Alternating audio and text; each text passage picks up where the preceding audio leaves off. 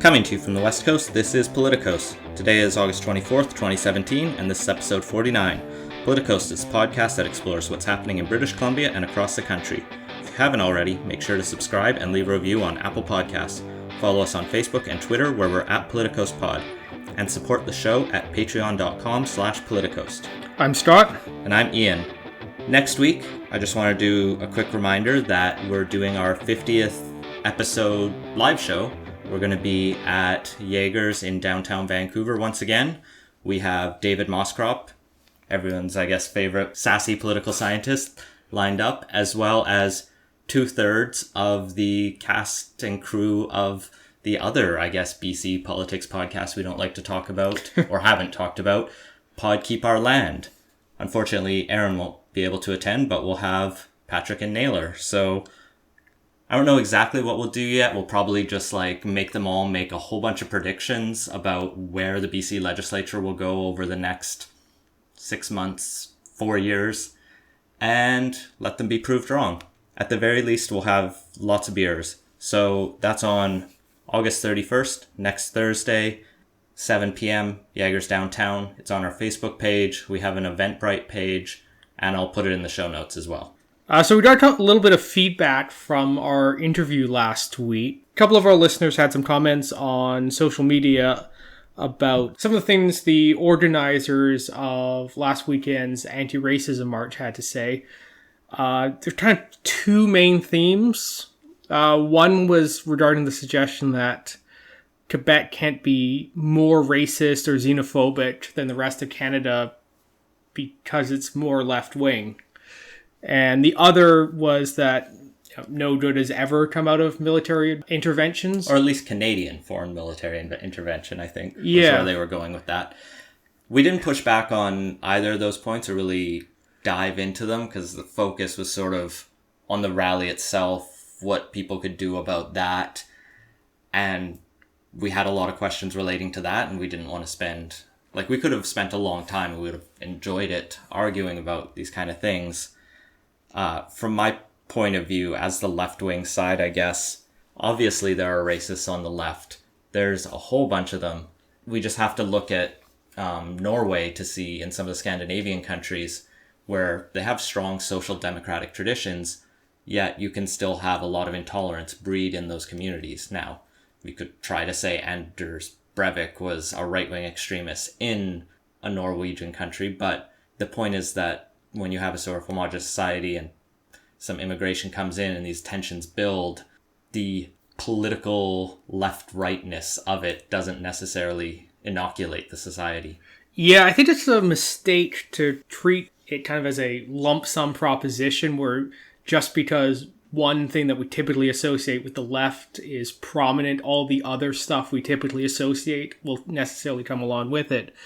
And, you definitely sometimes see cases where those very strong social safety nets become part of the justification for exclusion and xenophobia because it becomes an issue of, these people haven't contributed to making this great safety net, or they're leeching off the safety net, or all of these sorts of ideas that get expressed that are built on the foundation of we want our safety net for us. Well, and you also just get the sort of established political order where even if they're on the left or the right, they don't like new people coming in. I know here in the BC NDP, the equity policies towards candidates that were brought in were hugely controversial, and that's not to say you're a bigot if you oppose them, but the language wasn't always, not PC, but polite. Some of those things kind of flare up, and so... yeah, the left has its own racist, anti-Semitic problems. Sometimes that comes up in the anti-BDS or the pro-BDS, I guess, stuff around Israel. So yeah, everyone is a little bit racist. But then you had more thoughts about the anti-war way that whole conversation went, I imagine. Yeah, I think goes without saying that I disagreed with a lot of it. And I think particularly in the context of Nazis, it's kind of the one example that everyone can agree, kind of basically on the left and the right of, yeah, that was a foreign war that was probably worth getting into, and there's definitely cases since then that are a lot more murkier, but taking that hardline pacifist position, I don't think it's really justified, especially when at the same time you're encouraging people to stand up and have action. Sometimes that necessarily means if you're going to apply those same principles to humanity at large and not necessarily just Canadians, it may involve some overseas action, and you obviously need to be careful and very measured in how those responses go. But there's definitely a case where the responsibility to protect doctrine comes in, where there's actual genocides or other stuff happening overseas, and those cases, it's probably worth getting involved, even if it does risk casualties, both military and civilian. The one thing I will kind of call out is all these memes that are going around showing like D-Day invasions and being like, this was the original anti-fascist rally or whatever. And it's like, I get what you're trying to do. And yes, fighting fascism was probably a moral good. But there were a lot of people standing up to fascists before the West, or before Britain and Canada, and eventually even America decided to intervene. Within Germany, the only party that voted against essentially Hitler becoming chancellor or supreme leader or whatever his ultimate title became was the Social Democrats, and they were the ones who were basically one of the first on the chopping block for that. And you saw this in sort of far left in Germany as well, is these were the people who were sort of agitating and going, look, this guy is serious, we need to take him seriously. And I think that's maybe where they would try to go, is once you're into this trolley problem of should we intervene or not in a foreign war, we've already missed multiple chances to try to find a more peaceful solution or avert these kind of tragedies that require or necessitate military interventions. But we haven't always been good at those earlier steps either. Yeah, and the other problem I have with those memes is there is a difference between being part of a state's military force and acting as an extension of that state's sovereign power and through that state's monopoly on the use of force from a kind of more self-organized situation, and the two aren't necessarily the same. Well, there's that, and there's also just the fact that fascist groups were organizing in Britain, in Canada, in the States. None of these countries were very welcoming of Jewish refugees who were fleeing Germany.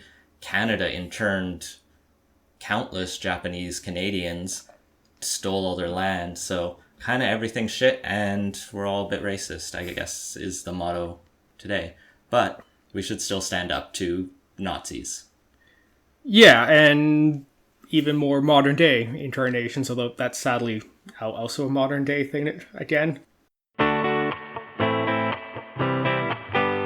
Well, for the bulk of today's show, we really have a special interview with Evan Balgord, who's a CANADALAND contributor and someone who's been looking at right-wing extremism in Canada. So we're sort of continuing a theme. Hopefully we won't have to keep dealing with this next week and we can focus on more nitty-gritty in-the-weeds politics. But let's throw it over to that interview, and then we'll come back with some quick takes on what's happening here in BC. So last week we were discussing with two of the organizers of the anti-racist rally that was here in Vancouver, and we really just wanted to get a sense of what they were doing, what the ideas coming behind that were, and why it's important to essentially organize against white supremacists when they come up. The rally ended up going off quite well, and at least from the anti-racist side, there were over 4,000 people by the city's estimates, to maybe 5 of the white supremacists who actually showed up and then got in a couple, one-on-one arguments before police pulled them away off to the side. But this week we thought we'd get a bit more of a background. During all of that engagement, journalist Evan Balgord, a CANADALAND freelance commentator, reached out to us, and having a bit of more experience talking to these right-wing extremists, wanted to sort of give his perspective. So welcome to the show, Evan. Thank you for having me. So A lot of these have really come to the public attention with Charlottesville and these sort of protest counter protests in Canada. And I'll refer everyone to go back and listen to your piece for CANADALAND Commons that I think came out on Canada Day, but sort of maybe assume everyone's listened to that. What's happened between then and now from your point of view? So I think the big change that we've all seen has been Charlottesville. The tragedy there when that young man who was aligned with some of the alt-right groups drove a car into a crowd, killing one woman and injuring at least 19 others. Since then, there has been a Canadian backlash. We have seen Rebel Media has borne a lot of that brunt, being identified as an alt-right news outlet. And a lot of people have disavowed it, and a lot of their media personalities have either quit or been fired. And of course, the events in Vancouver, we saw that there was going to be a rally being held by the Worldwide Coalition Against Islam. And in the wake of Charlottesville, it's great to see how many Canadians and Vancouverites came out to say that they didn't want that kind of racism in their city. So I think that Charlottesville was a watershed moment. A lot of people are identifying it as a big turning point where Canadian media and just average Canadians are paying a lot more attention to what's happening here at home, because this isn't just an American problem. It doesn't just stop at the border. We've had anti-Muslim groups operating for years, but the newest batch have really came around the election of U.S. President Donald Trump, so around the end of 2016, and really moving forward and hitting a fever pitch around this February. We've seen a lot of anti-Muslim and alt-right groups here. So last weekend we had the major rally here in Vancouver, and it dwarfed the right-wing extremist rally by a couple orders of magnitude. But what kind of are the groups that are active out in BC? And can you give us kind of a quick overview of the kind of Western Canadian side of things? Sure. So in Vancouver, I understand that the Soldiers of Odin are somewhat active in British Columbia and in Vancouver. The Soldiers of Odin are a group that takes its name from a Finnish neo-Nazi group. But here in Canada, they claim not to be about that at all. They claim not to be racist, just to be anti-Islam, which is not true. But they are operating in your city. And just before the Vancouver rally, actually, they were holding a kind of a membership drive. They were holding events to try to grow their numbers. We don't know how successful that was, but that's one thing to be a little concerned about. Out in Vancouver and British Columbia, there also were, if we look a little bit further back, groups like Blood and Honor who are operating there. I did a little scan to actually see, what was going on in BC and what was going on in Vancouver, stretching back a bit. And the big thing was what was Blood and Honor. They are a white supremacy group in 2008 to 2010. Around that time period, members of them were involved in hate crimes and assaults towards members of different minority communities. And then if you want to flash forward a little bit, in January 2012, 5 Jewish gravestones were desecrated in Victoria, BC, which was followed by a vigil of like 1,000 people coming out following that. And then flash forward a little bit more, and June 3rd of this year, while there were candle-wide events happening, there was some representation of that in Victoria. And I know the party, the CAP, the co-hosts of the Vancouver rally, they have held a couple events in Vancouver previous to this, but they're only getting out like a half dozen to a dozen to 2 dozen people, no more than that. Vancouver is a little lucky compared to Toronto and Calgary and Montreal, where these groups are not nearly as represented and not nearly as active. And I think that speaks pretty well to the community that you guys have there in your cities. But I don't think that's a reason to stop being vigilant in any way, because there are still these groups represented there. Who are these people in your experience? I know you've been sort of in with some of these rallies and spoken to a lot of these people. And in the States, the sort of alt-right is the almost sanitization, going from the like stereotypical biker, redneck, skinhead neo-Nazi to, the dapper Richard Spencer. Do you see that sort of shift in Canada? In Canada, I like to characterize it this way. We don't really have the same movement that exists in the United States. In the United States, it's this alt-right movement, which is a lot of different things, and it is also very anti-Muslim and racist and anti-Semitic and all of those things. But here in Canada, it's really better understood as an anti-Muslim movement that also has groups that would consider themselves alt-right, kind of operating on the fringes of this anti-Muslim movement. So they don't actually organize kind of under the name of the alt-right. Here it's an anti-Muslim thing. So there's groups like the Worldwide Coalition Against Islam, for example, which held the rally in Vancouver, or the one that I guess was aborted by all those anti-racist demonstrators. They are very racist, white supremacist, anti-Muslim, anti-Semitic, and they're one of actually the worst examples of these groups in Canada. And they're probably one of the ones that I look for the most and keep the most track of.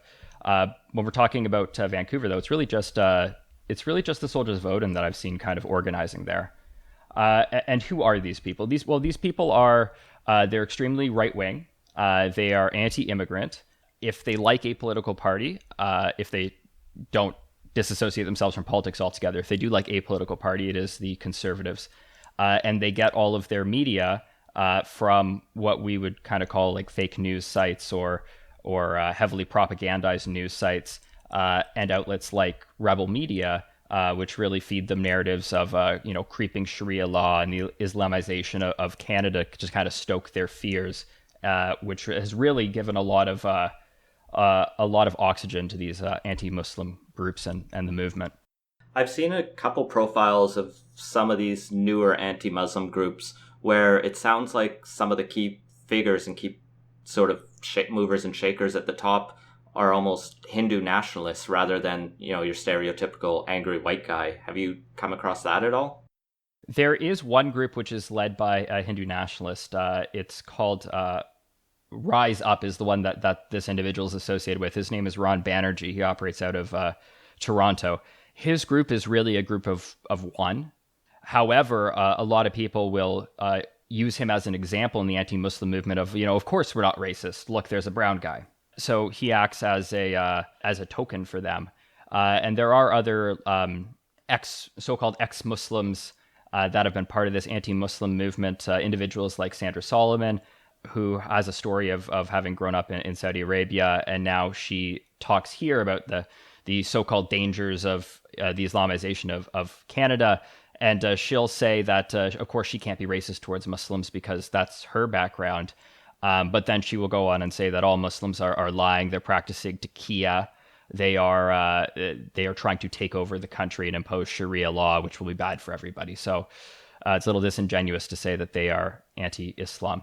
So it is true that the movement here is not only white. You will see a more diverse crowd than you would expect being part of this anti-Muslim movement, but it is a white supremacy, a white nationalist movement where they talk a lot about preserving what they understand to be, Canadian European culture against what they would see as, rampaging Muslim hordes trying to come over and take over a country. Just quickly define taqiyya for those of us who aren't up on all the lingo.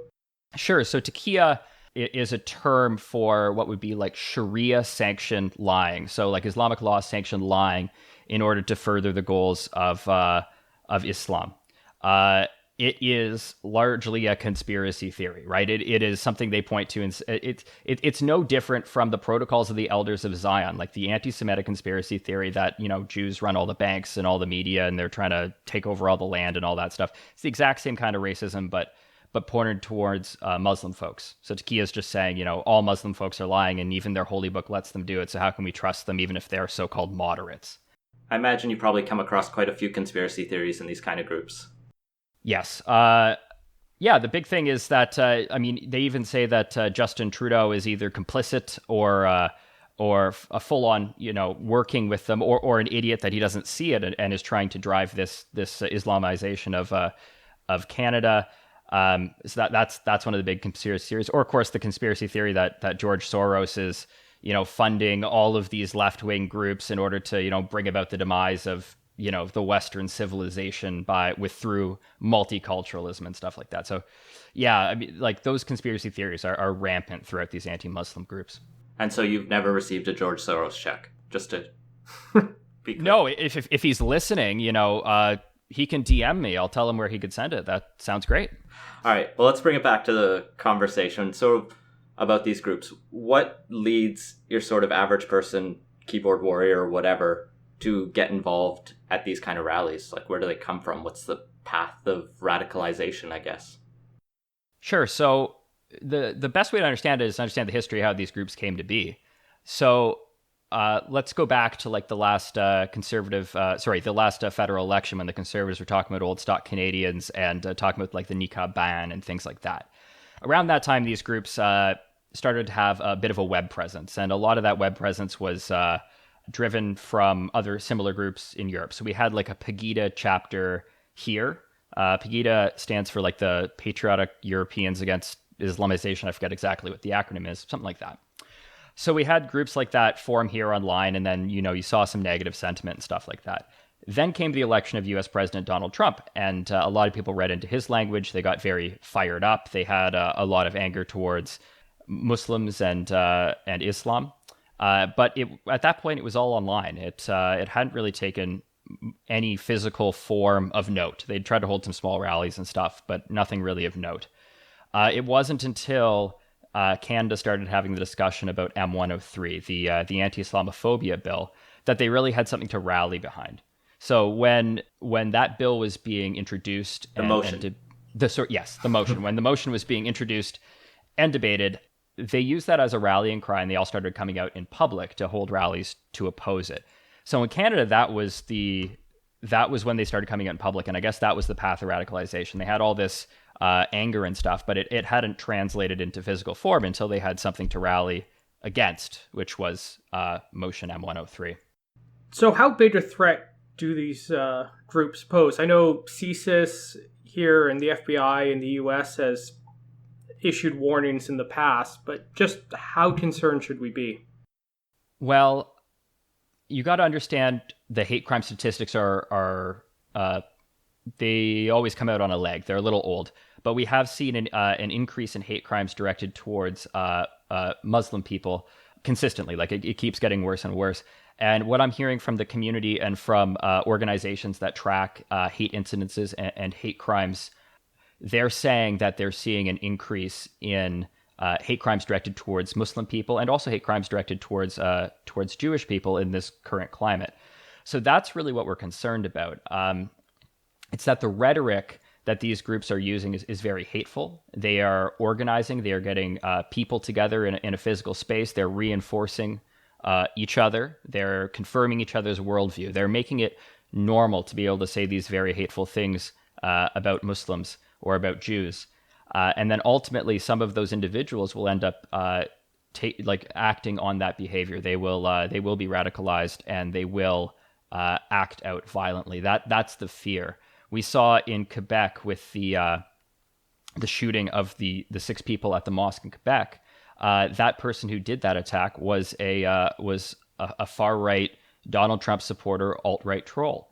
And the disturbing thing is that people like him, or the person who drove the car into the crowd in Charlottesville, or the person who accosted 2 Muslim teenagers on a bus and ultimately ended up stabbing some people who stood up for them, these extreme right individuals, these people who are racist towards Muslims, they are almost indistinguishable on social media from several other people in these anti-Muslim movements.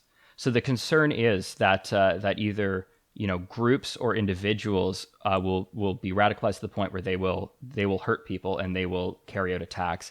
That is the fear. I understand that fear has been echoed by several other community organizations.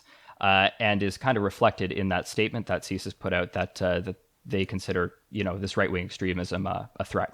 Beyond just the big, obvious acts of essentially right-wing terrorism that, luckily in Canada, all politicians will condemn, there is that sort of undercurrent in that broader coalition. Do you see evidence that any politicians are taking this movement these groups seriously and are sort of listening or even courting some of those members?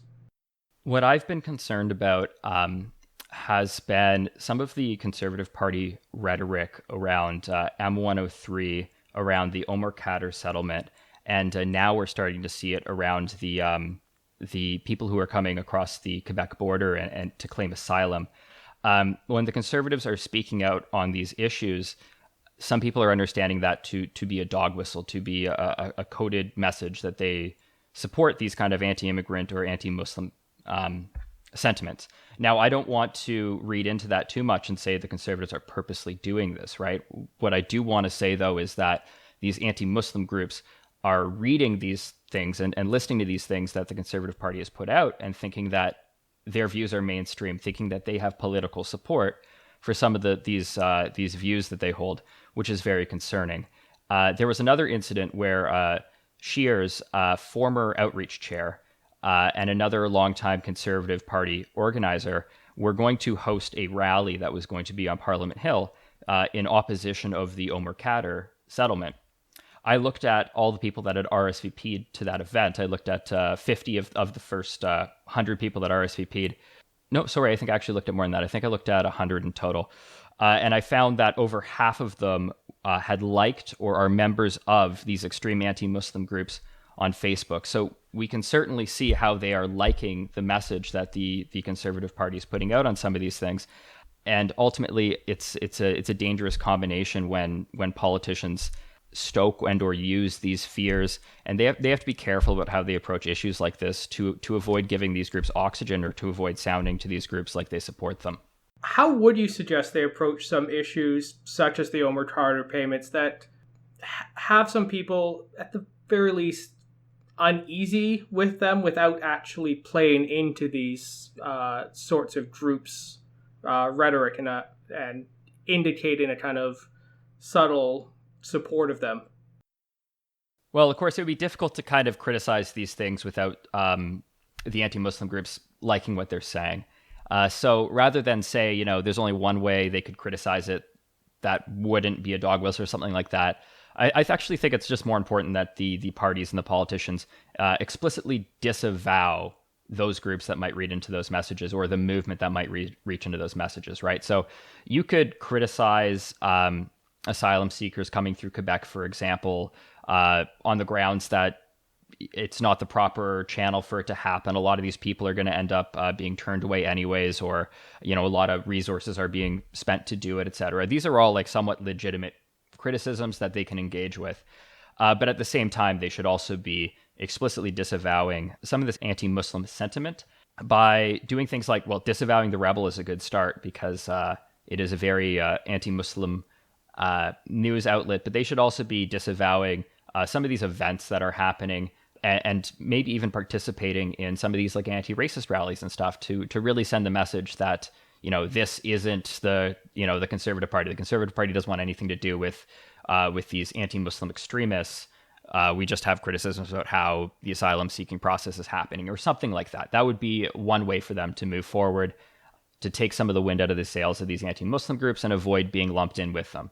Because we saw in the last general election, I mean, it was Chris Alexander, a minister in the Conservative Party at the time, who said that it was some of these dog whistle things that the Conservatives were doing, like the cultural barbaric practices hotline and talking about the niqab ban, that really lost them the election because they looked, quote, like unwelcoming to refugees or to people of color. And I think that a good way to look welcoming to these groups is to disavow the racists and actually participate in standing up to them. Well, going back to some of these rallies, could you talk a bit about what happened in Quebec recently? And were you there, for example? How was it different than what happened here in Vancouver?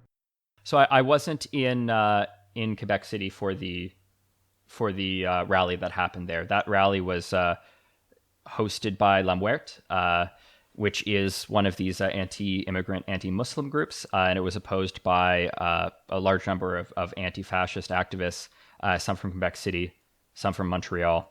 This rally was very different from what happened in Vancouver. In Vancouver, there was overwhelming numbers. The racists basically didn't show, and if they did, they couldn't even find each other. And like you said, there was like a couple one-on-one shouting matches, and then they were kind of escorted away. What happened in Quebec was a fairly large number of Lamouettes showed up, I think about 200, and the anti-racist activists had them kind of cornered in a parking garage. So they kind of blocked off the entrances. And one of the organizers, Jaggi Singh, had a great quote where he's just like, if they're going to have their demonstration, they can have their demonstration in the basement of a parking garage. At some point, the rally was declared illegal, and then some bottles and chairs were thrown at the police by some members of the anti-fascist activists. The police used chemical dispersants, pepper spray, things like that, and moved their lines forward and pushed the anti-fascist activists away. And then Lamouette was able to have its rally under police protection. So a very different scene than what happened in Vancouver.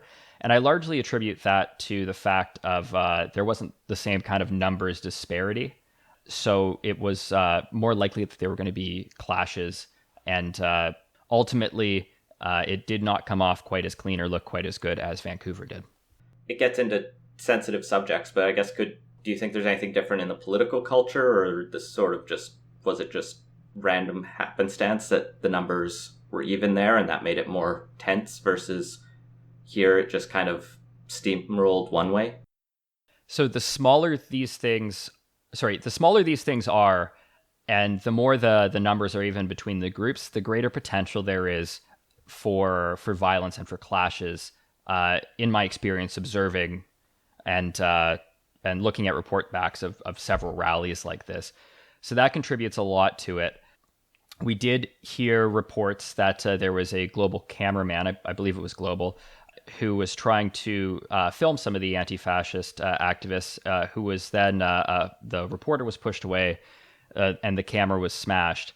And the anti-fascist activists justified this because filming them, they said, put them in danger, because if they were identified, they could face repercussions like being doxxed by racists and then ultimately being put in danger, or by being identified by the police.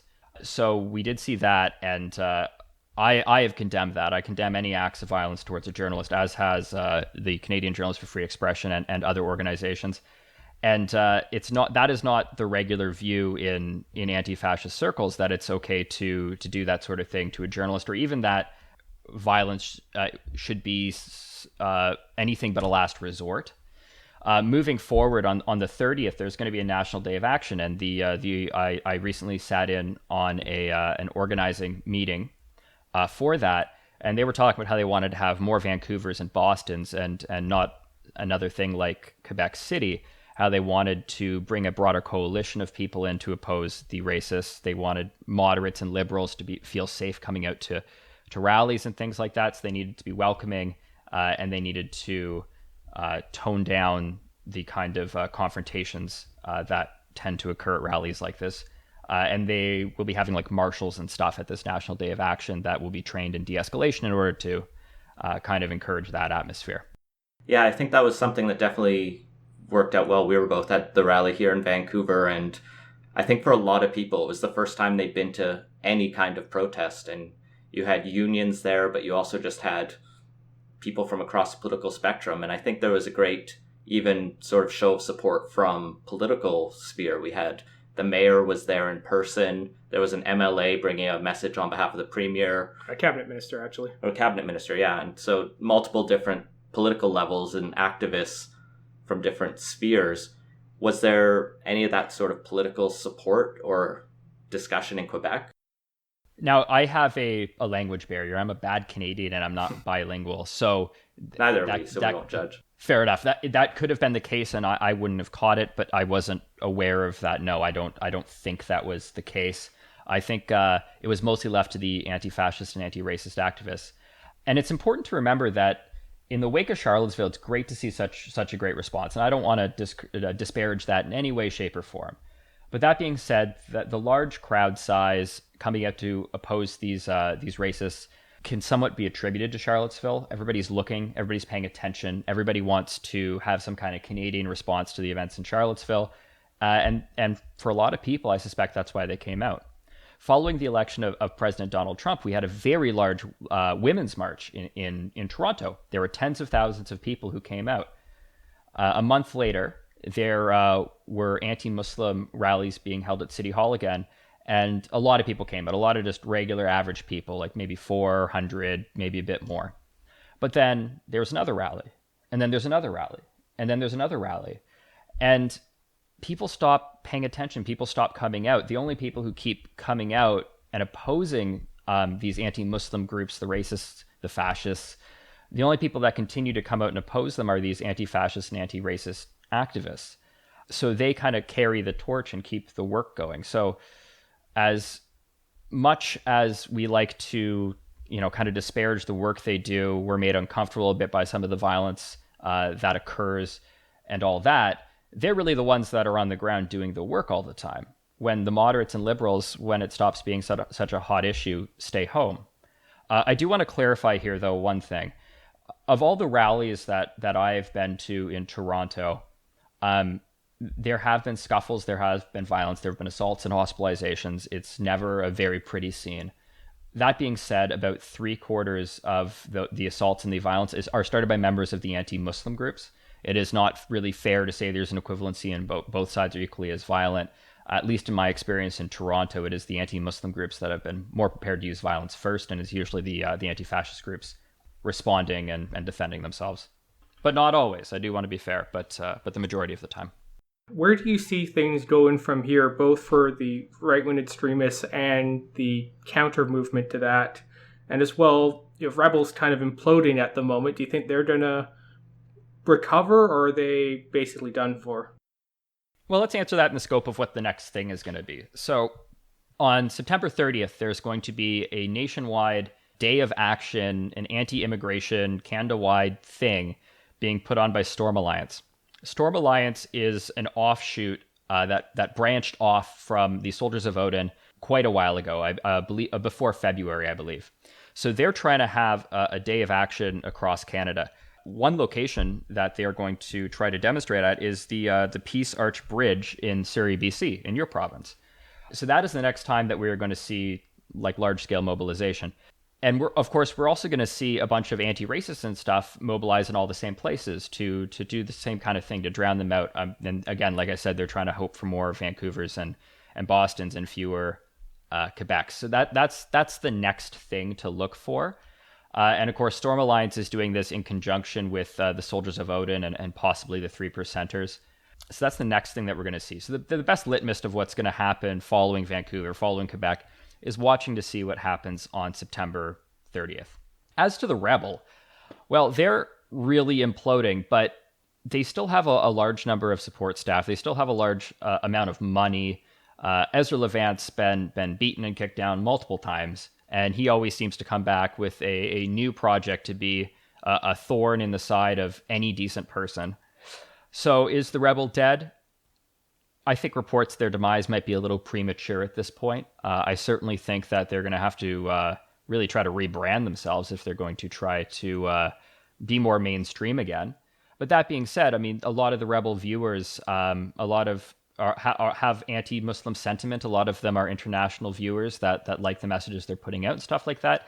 And they'll still have those people. So while they might have disavowed some of the harder neo-Nazi racist stuff, which, well, I mean, they've been helping to platform the entire time, everything else is kind of going to continue, I understand. I mean, they recently just hired a couple new reporters and things like that.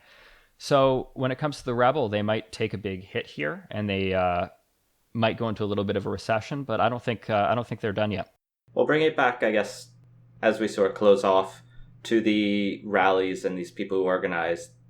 What would your advice be, or what have you seen that's very effective for these organizers to sort of do to keep, I guess, the anti-racist action going rather than sort of let it fizzle out like might have happened in previous things like you're talking about in Toronto? Well, the best way to move forward is to use the momentum that's already built up. So that event page had 5,000 or 6,000, must have had more than that, tons of RSVPs for the event, right? If it doesn't already exist in Vancouver, and it might, I know this work is being done in a lot of different cities, but if it doesn't already exist in Vancouver, Vancouver activists should set up like a monitoring page that is widely accessible. And this monitoring page would have a large membership that would keep an eye on the racist groups that are organizing and the individuals in those groups to let everybody else know what's coming up next and when they next need to go and demonstrate against them or whatever. So that's a good way to kind of be on the lookout for it. They should also encourage people to report hate crimes. Hate crimes are very underreported. So encouraging people to go ahead and make those hate crimes reports is important. I understand there is a very good hate crime team there in BC that kind of sets a standard for the rest of the country. And reporting those hate crimes would give them more data points to combat these racist groups. Beyond that, I mean, I think the Vancouver's done a great job in the showing that it has had, and I hope that continues. I just hope that maybe some more lasting organization happens coming out of it. Well, maybe just give the listeners a heads up where they can find you if they so choose. Sure, you can follow my work either at CANADALAND or at Torontoist, or you can follow me on Twitter at Balgord. If any journalists or researchers are listening, I am more than happy to answer questions about the anti-Muslim groups or the white nationalist movement. Well, thank you so much, Evan. Thanks for taking the time. Thank you. Thanks for having me. And stay safe. This week, the new BC government released the end-of-the-year fiscal statement for the 2016-17 year. The audited surplus is $2.7 billion, which, for those of you who remember when the Liberal government in its dying days came out with a hazy, oh look, we found a bunch of extra money. That was $2.8 billion, so it's basically along the same lines as we were told then. This one comes with a $3.4 billion increase in revenue over the forecasted budget, and spending was correspondingly $1.3 billion higher. I want to give credit to Lindsay Teds for actually reading the full document and tweeting out highlights. That's sort of what gave me any insight into this, because I don't spend hours reading or even minutes reading long fiscal documents, but thankfully there are those who do. She points out that this growth seems to be largely due to real estate, which isn't surprising based on how the province is going. The big thing that all the newspapers were reporting is BC's growth is well ahead of the rest of the country, and you can sort of see it. You just have to spend a little time in Alberta where they still think the sky is falling economically. But BC is sort of floating high, but it's all this sort of real estate driven, let's not say bubble because that word scares people, but bubble. We also have a few other sort of red flags in there. ICBC's revenue is a bit down, which is worrying when there's also a lot of other fiscal issues on the plate for David Eby to be looking at. And the Auditor General had a bunch of stern warnings in there about how we're deferring a bunch of revenue into, or how the Liberals had deferred a bunch of revenue, and just the way they wrote the books meant there are sort of some ticking time bombs in how money had gotten moved around. And so there's probably, once those go off, a credit downgrading in our future, which the Liberals will then say, well, look, get an NDP government, get the credit downgraded, when, as far as I can tell, when you look at provincial and federal economies, the budget really reflects what they were doing maybe 5-10 years ago. So every government who inherits a budget usually has to deal with the mess left by the previous one or two. So we can't really give the NDP any credit, obviously, for this surplus. You can sort of give it to the Liberals, but it's also really sort of inflated by just real estate speculation. But one thing we know the new government isn't going to be doing with that newfound surplus is giving a bunch of it to Victoria for its Commonwealth Games bid.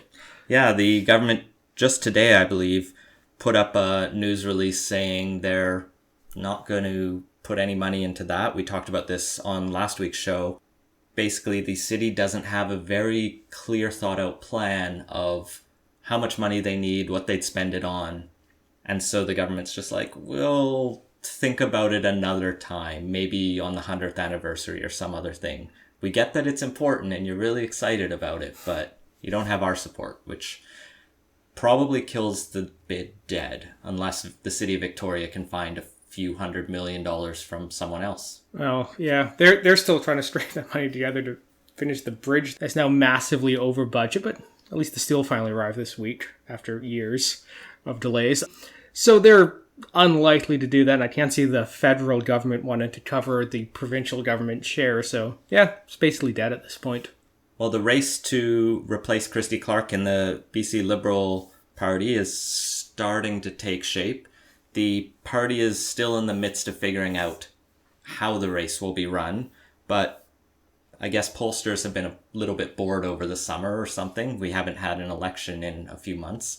So Insights West and Main Street have both released some kind of numbers to try to gauge who might be the most appealing candidate of the names that have been floated. Insights West released first, and they asked specifically, do you have a favorable or unfavorable opinion of each of these people? So they didn't put them in a head-to-head contest of who would you vote for, but they found that Diane Watts had a 39% favorability rating, which if you compared that to premiers across the country, it was probably in like the top 2 or 3. Sam Sullivan was at 30%, Mike DeYoung was at 28%, and Jazz Johal was at 24%. So they're all have some support. None of them are like an overwhelming British Columbians really want this person. A bit more interesting numbers in that poll was they did a head-to-head competition between some of these candidates and an NDP government. Said, would you vote for the BC Liberals led by X versus the BC NDP? And the only person to really hold their own was Kevin Falcon, who had about 22% to the NDP's 26%. Everyone else was sort of below that, with Michael Lee getting sort of the lowest score. Part of that might be just because not too many people know who Michael Lee is. He's a first-time MLA from Vancouver Langara. Or when they asked these favorable, unfavorable, 56% of people said they didn't know him at all. So probably 44% were just guessing, though. Otherwise, not a lot to say about that poll besides people know who Diane Watts is and don't hate her entirely. The Main Street poll is a little bit more interesting. They did the who would you put at the top of your ballot. Mike DeYoung got 16% of the support there. Todd Stone got 7%. And then a handful of others, Andrew Wilkinson, Michael Bernier, and Michael Lee, all got about 5%. So no one's really jumped to the forefront, except maybe DeYoung has some interest. So that was only polling MLAs. So there's always the speculation of, is someone going to come from federal politics and swoop in? We talked about this a bit last time, but it does seem to be the hot thing to do now, is for some backbencher to come in from Ottawa to rebuild a party and try and bring it to victory. So, yeah, we'll have to see if anything happens there. Diane Watts wouldn't be a terrible choice on that front, just because it would be good to have a kind of Metro Vancouver person leading the party to kind of undo some of that very stark regional divide we saw in the last election. But we'll have to see. The rumors I've heard suggest she hasn't been putting together much in the way of a campaign team, but those are just rumors at that point. It's still early days. So we'll have to see if her or James Moore or one of the other speculate about names decides to throw their hat in the ring. Well, next up, a number of outlets, including CBC and Daily Hive, covered this change.org petition that was going around, which is up to about 3,000 signatures calling on the mayor of Vancouver to stop construction on the Burrard Bridge bike lanes, totally rip them out, and just go back to the way it was, make Vancouver great again. And because it's sort of a bike lane issue, all the media feels like it's going to be controversial and will get clicks, so they run it. But I'm more interested in the man behind the story, because apparently no one looked into this, and it's one of these fantastic stories. So let's introduce you to Stefan Alman. He's, according to his LinkedIn, the president at the Turkish-Canadian Chamber of Commerce. He's also president, according to that, of the Chinese-Canadian Chamber of Commerce. So, doing double duty. As far as I can tell, he's originally from Turkey. He's on Twitter at David versus Goliath, VS Goliath. He's the past author of ebooks What the Airlines Don't Tell You, Trade Secrets of the Travel Industry for Best Airfare, Cheaper Travel or Profit and Avoiding Travel Scams. It's a mouthful. You can do a quick Google of him, and Alman comes up in the Supreme Court of Canada records because I guess a couple years ago he sued Rogers, Fido, Bell, and Telus, which is basically everyone except maybe Wind, over system access fees. Basically the like $7 a month fee you have to pay because they say you have to. He lost at the BC Supreme Court, the BC Court of Appeal, and then the Supreme Court said, we're not going to spend time on that. He seems to have also written a 2011 article for digitaljournal.com about this journalist who'd written a book or told a story about how maybe Hitler didn't commit suicide and actually escaped to Argentina where he died in the 60s. So just a fascinating character all around. Do check out his Twitter where he basically says bike lanes are sort of an affront to democracy and we should be having referenda about everything, I guess. Which is weird because the current city government ran on a platform of build bike lanes. I don't think anybody who went to vote in the last election had any misconceptions about what Gregor Robertson would do vis-a-vis bike lanes. So this just seems like a weird, I'm not getting my way, so I'm going to claim there's not enough democracy here situation. And it's also just a little weird because, the city of Vancouver's own reports on this very clearly state that the capacity limits as far as vehicle traffic goes on the Broad Street Bridge are dictated by the traffic lights at each end, not the number of lanes on the bridge, which, as anyone's ever driven on a highway and suddenly encountered a traffic light on it knows, is, you can have lanes run for quite a while, but as soon as you hit a traffic light, it's going to create a bottleneck. The Burrard Bridge, though, right now, with all the construction they're doing, especially at the north end, there's a lot of days I'll walk downtown over the bridge, and I remember distinctly the other day looking to my right and seeing a cube van sort of driving along. And I looked to my right a couple minutes later and it was behind me. I was outpacing the vehicles on the bridge on foot. And when I biked it, I could usually keep up or exceed traffic. But yeah, that was one of the first times I've seen traffic go slower than walking. So I get the frustration. And a lot of that has to do with the dump trucks that need to turn around at the ends and all the pylons and light redirection. So it's a very slow time, but not all of that is related to the bike lanes. They're doing massive retrofits of that bridge to put up these anti-suicide barriers that everyone hates, but I don't. I think they look okay. I mean, they weren't in the original design, but I think they keep most of the character of the bridge. Don't hate me for that. But it's understandable. When there's construction, things get slower. You'd think that's something people who live in Canada would understand. Everyone in Canada complains about road construction and doesn't necessarily call it an affront to democracy and demand it be ripped out. But perhaps my favorite part of the Change.org petition is where he suggests that mobility is a fundamental constitutional right of citizens.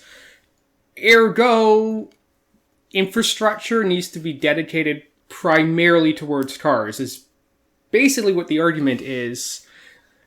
Mobility of cars, not cyclists. Although yes. I think he would argue cyclists can go on the road, we just shouldn't have dedicated lanes for them and they can get over it. I think he's talked about like having painted lanes, whereas the city wants to make sure cycling is accessible to people of all abilities. That's a AAA cycling. Yeah, and safer. And I like those bike lanes. Yeah, also bike lanes are just a fairly efficient way in a area with limited space to move more people.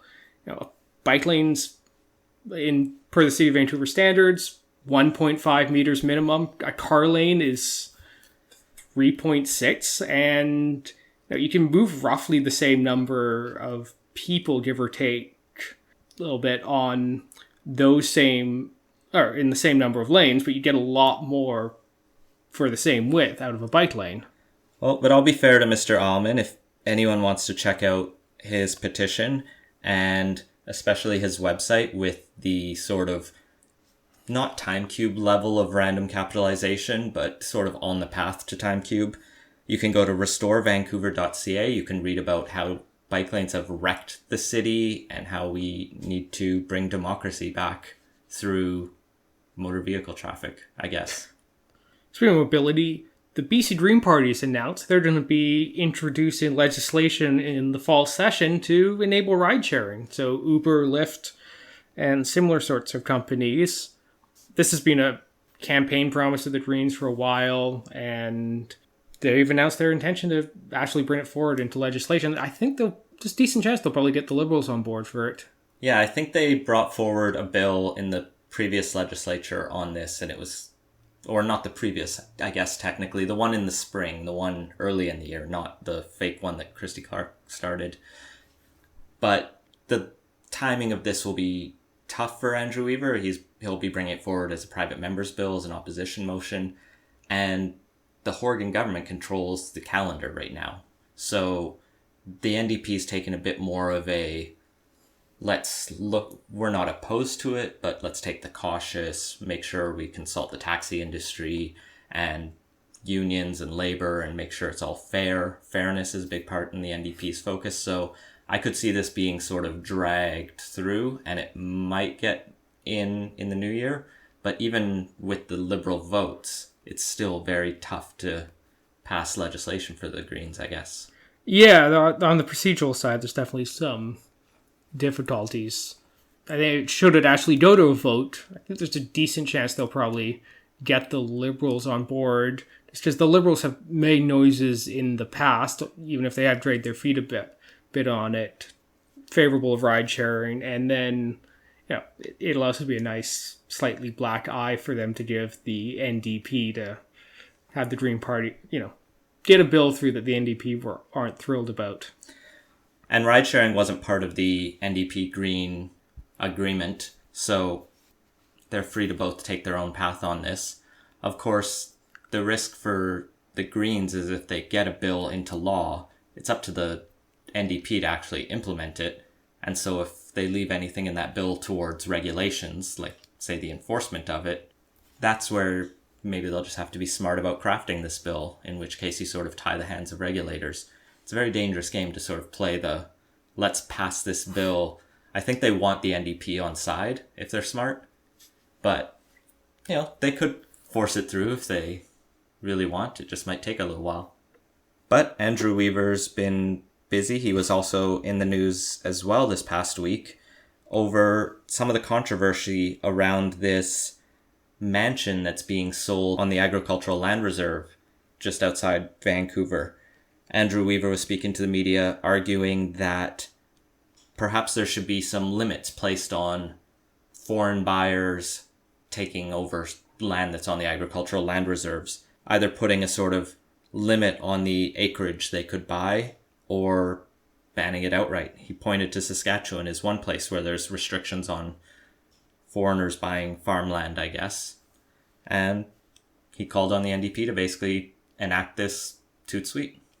It'll be interesting to see where this goes. We've talked a bit in the past about some of the sketchy workarounds towards some of the agricultural land reserve regulations.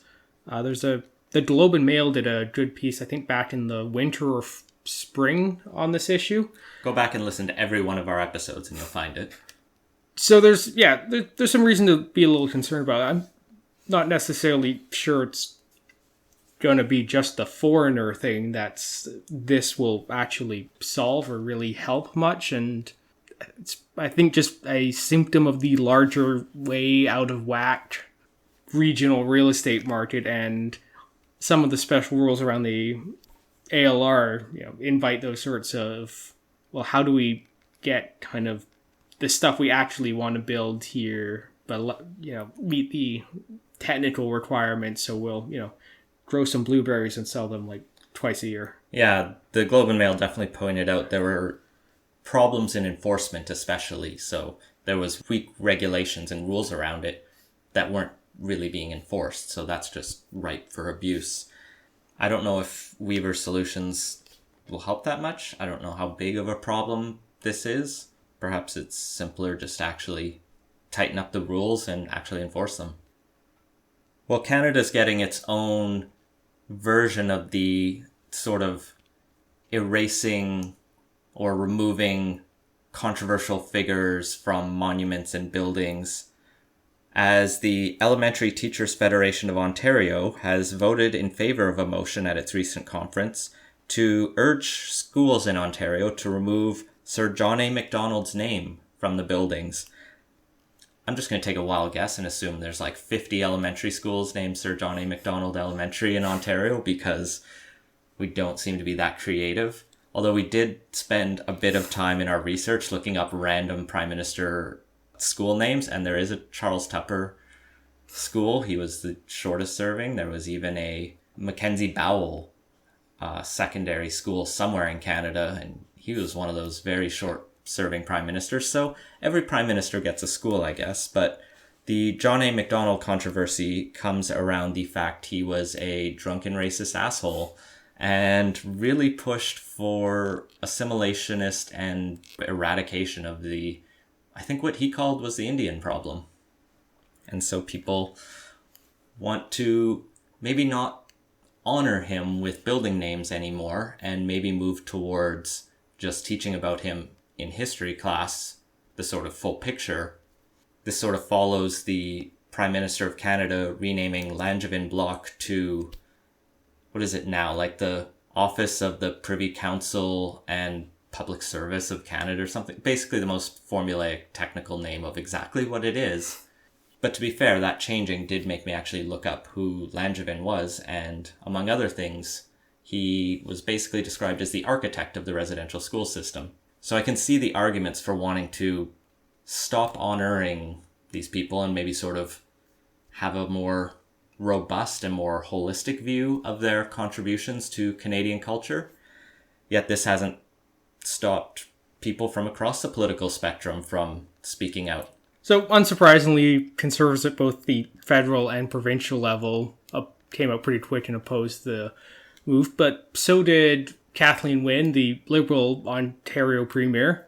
So she basically came out with a statement saying, yeah, Sir John A. Macdonald did a lot of not great things, but he also, had his share of contributions to Canada, and, well, we need to teach kind of the full history of it.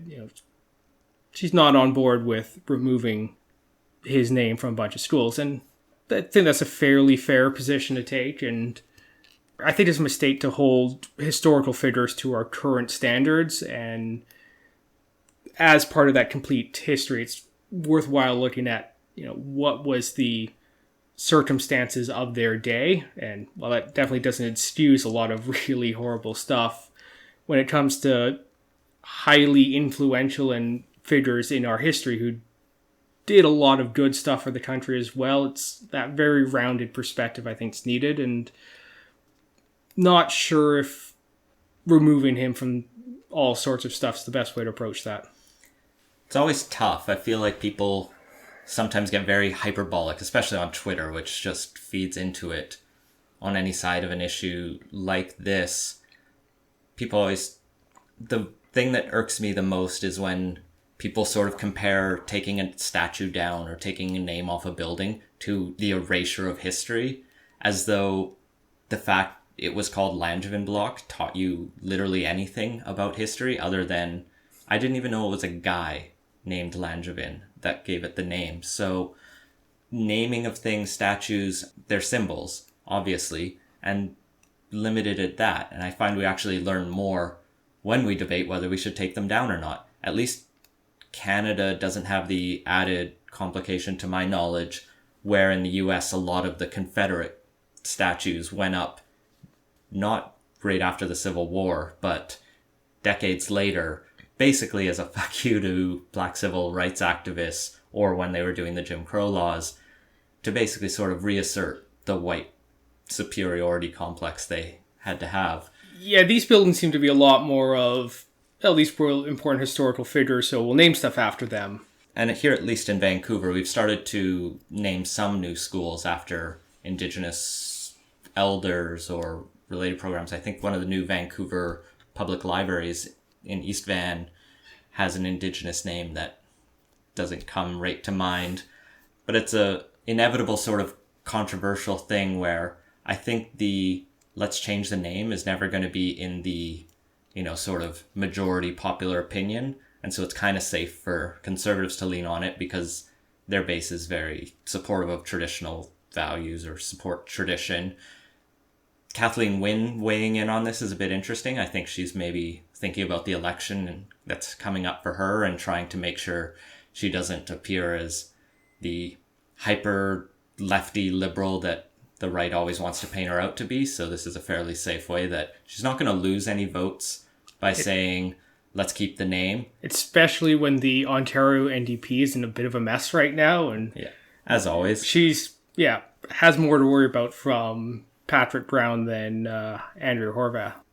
So the political will never really be there to change things because it's always easier to maintain the status quo.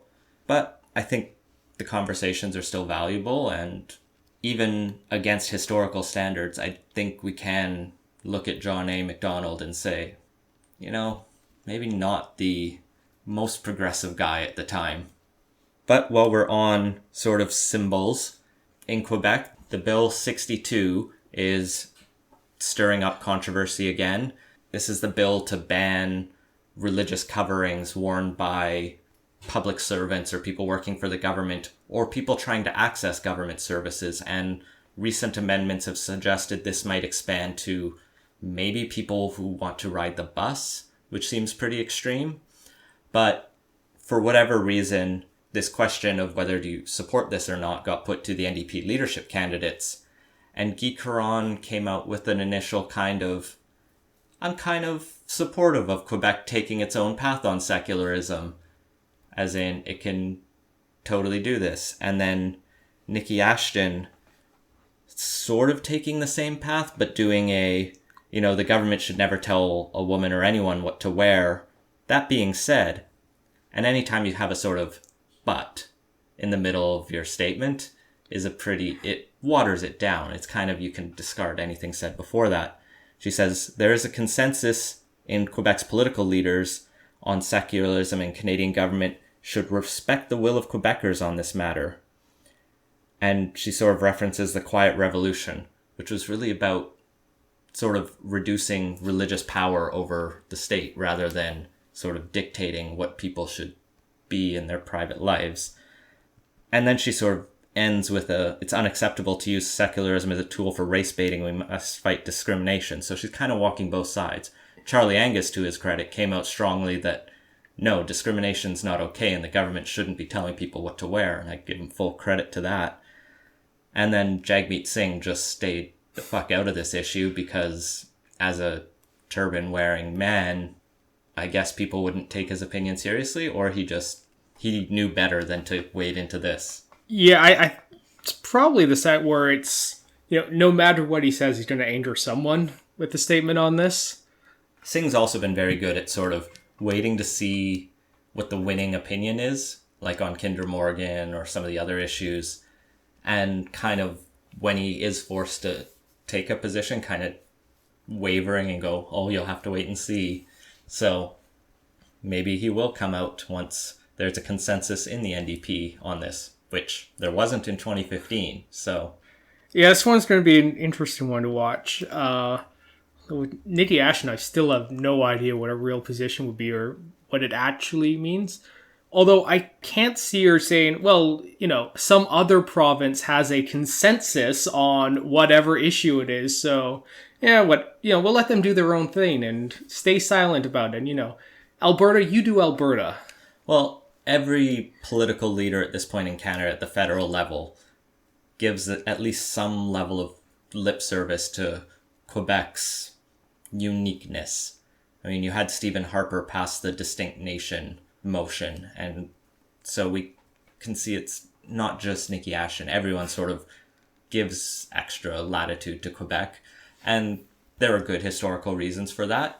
But then I think this is a bit more of a sloppy position when Charter of Rights and Freedoms, even though they didn't sign it, still applies to the Quebec government, and there's similar legislation that limits their authority to, discriminate on the basis of religion.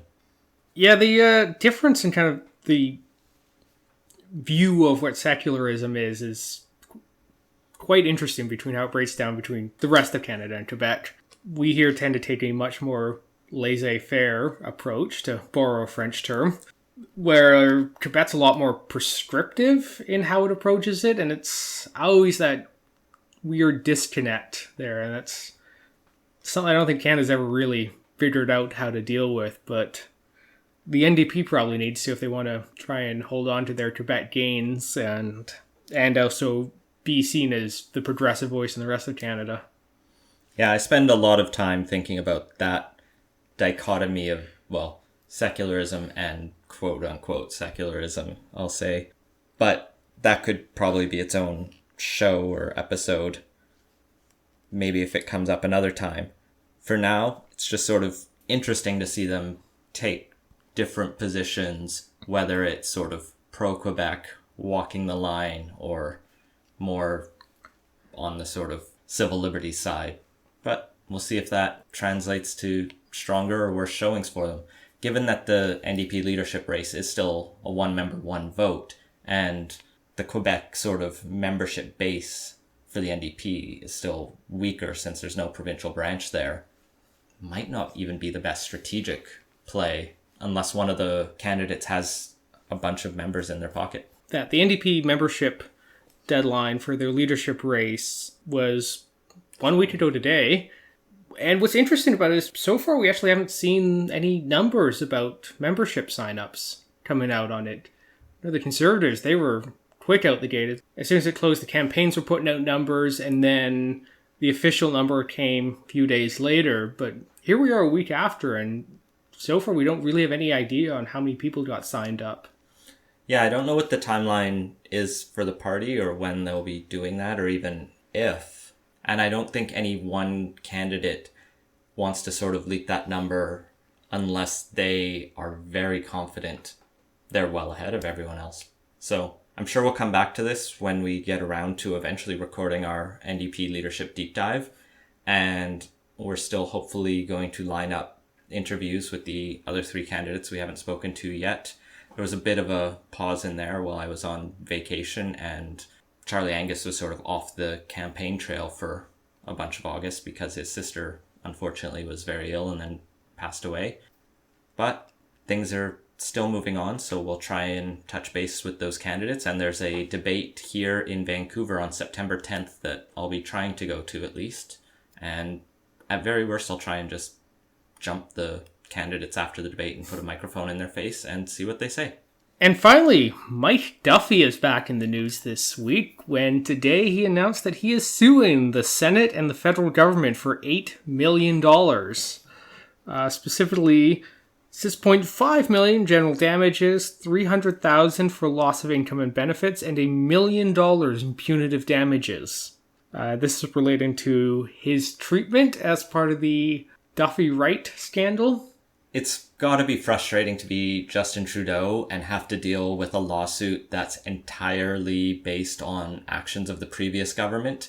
I just don't know what he should do here, if he should just try to settle, or if I guess he wouldn't want to apologize on behalf of the government because that'd be a bit petty. It's a bit frustrating probably as well for Andrew Scheer, who has to keep talking about this when I'm sure he'd still rather be talking about Ormer Cotter or something like that for some reason.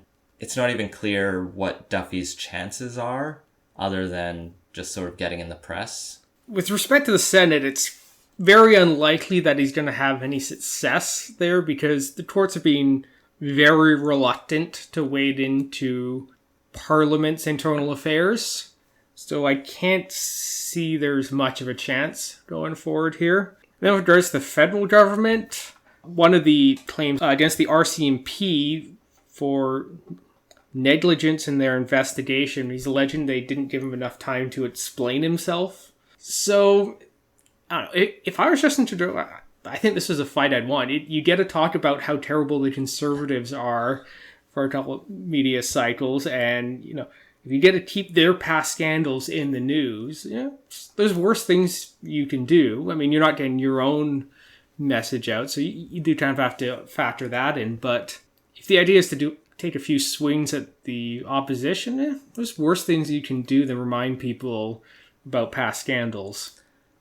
Unless you ultimately lose the lawsuit, in which case you're then paying out Duffy. Well, I guess they'd be paying out if they settled, and the Conservatives already criticized Trudeau for settling once, and now he could just go, well, I'm fighting this one because you told me I should have fought the last one. I think this is probably a long shot for Duffy, so yeah, why not fight it? But perhaps the most amusing part of this is where he contends his charter rights were violated because he was subjected to cruel and unusual punishment, which getting charged with bribery doesn't really seem like if anyone suffered cruel and unusual punishment, it's Canada for having to listen to Mike Duffy complain about this for a couple of years. Maybe being in the Senate itself is cruel and unusual. And that has been Politos. Find links to the stories we mentioned in the show notes at politos.ca. Make sure to subscribe wherever you listen to podcasts and follow us on Facebook and Twitter at PolitosPod. Leave us a review and let us know what you think. Support the show and get early access to our interviews at patreon.com/Politos. And if you have ideas for the show, feel free to send them to us. And just a final reminder, next week we'll be doing our live show at Yagger's in downtown Vancouver at 7 p.m. Hope to see you there. Thanks for listening.